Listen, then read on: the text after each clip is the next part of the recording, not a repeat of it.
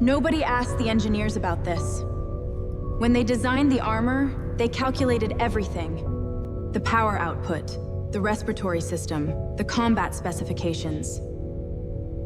Every seal.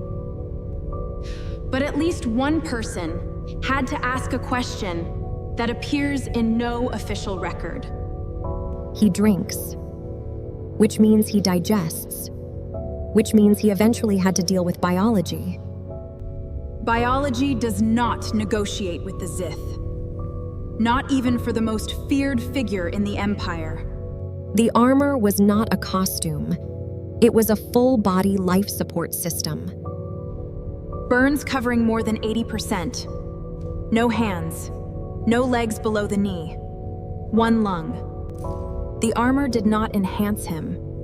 It sustained him. Every component served a function. The chest panel was breathing for a man whose own body could no longer do it. The suit regulated body temperature in environments that would kill an unprotected human in seconds. The digestive system does not pause for forced choking. The kidneys do not take a day off. Sweat glands do not respect the Imperial hierarchy. The body was still a human body. The engineers who built the suit knew exactly what those requirements were. They solved them. The solutions are stranger than anything in the films. The suit incorporated what biomedical engineers today would recognize as a closed-loop waste management system. Astronaut suits, hazmat containment gear, long-duration military flight suits. The principle is identical. When you cannot remove the suit must handle what the body produces. Catheter and collection systems built directly into the lower armor sections, connected to processing units within the chassis.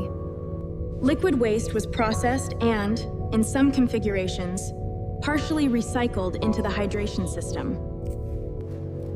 Solid waste collection was managed through controlled dietary intake that minimized production.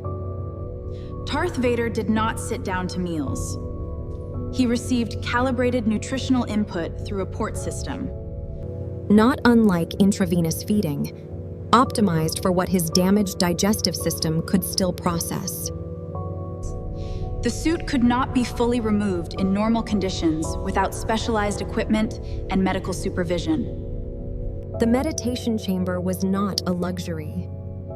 It was a medical necessity. What appears on screen as vulnerability was in engineering reality, a full biological maintenance cycle. The chamber maintained a pressurized, sterile, humidity-controlled atmosphere. The suit was opened section by section, not all at once.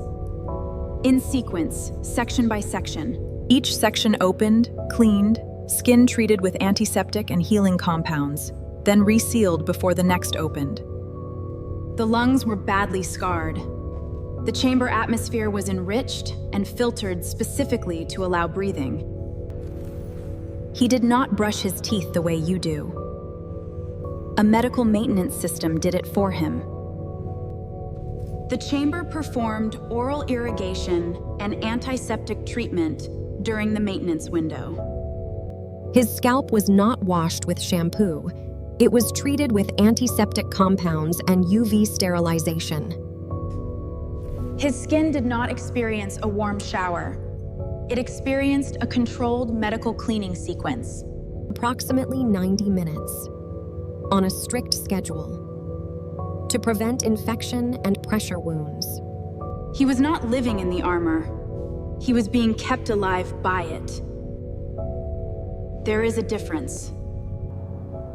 And it is not a comfortable one.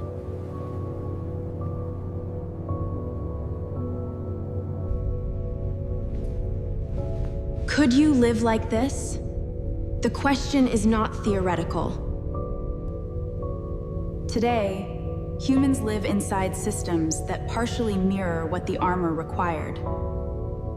Quadriplegic patients in full life support, astronauts on long-duration missions, patience and burn recovery. The technology exists in fragments, distributed across medical specialties. No single human currently lives inside a fully sealed suit for 23 years. But the components all exist. Waste management, nutrient delivery, sealed environment maintenance, prosthetic interface, respiratory support, all exist. What does not yet exist is the integration. The armor was not one system. It was dozens of systems engineered to function simultaneously without failure. Because any single failure meant death within minutes. The real answer to whether you could live like Darth Vader is this: you could survive it.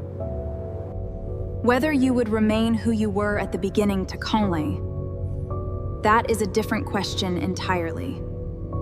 23 years inside a machine that breathes for you, that feeds you, that cleans you, and never lets you forget for a single second that without it, you would be gone. That does not leave a person unchanged. He knew that. That was the point. Now consider what you take for granted every morning that he could not. You stepped into a shower this morning without thinking about it. He could not do that. You brushed your teeth this morning without thinking about it. That was a scheduled medical event for him.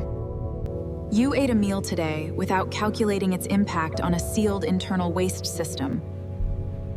He did. Every physical act you perform automatically he performed on a maintenance schedule. There is a distance between existing and living.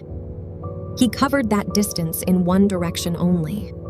Every physical sensation he had was filtered through the armor. Touch, the temperature, the texture of a surface, all gone. He could not feel rain, could not feel warmth, could not feel the simple fact of water on skin. The meditation chamber was the one window. 90 minutes, every scheduled cycle. Almost human. Almost human is not human. And the Empire never wanted him to forget the difference. The armor kept him alive. It also kept him controllable. Pain was always one malfunction away. A master who controlled the maintenance schedule controlled everything. A master who needed the armor to function had leverage. The Emperor understood this. The suit was not just medicine. It was architecture. Architecture of dependence. Built one biological function at a time. So could you actually live like Vader? Biologically, yes. The engineering exists. The fully integrated version that allows 23 years of continuous wear. That does not exist yet. The prosthetic interface materials for 23 years of sealed, continuous wear, those do not exist yet. But give it 30 years and the engineering gap closes. The biology was never the hard part. The hard part was the 23 years. The knowing, the remembering, while the machine breathed for you. Every morning the respirator cycled and he woke to the same sound, the same sealed darkness. Imagine that. Not once.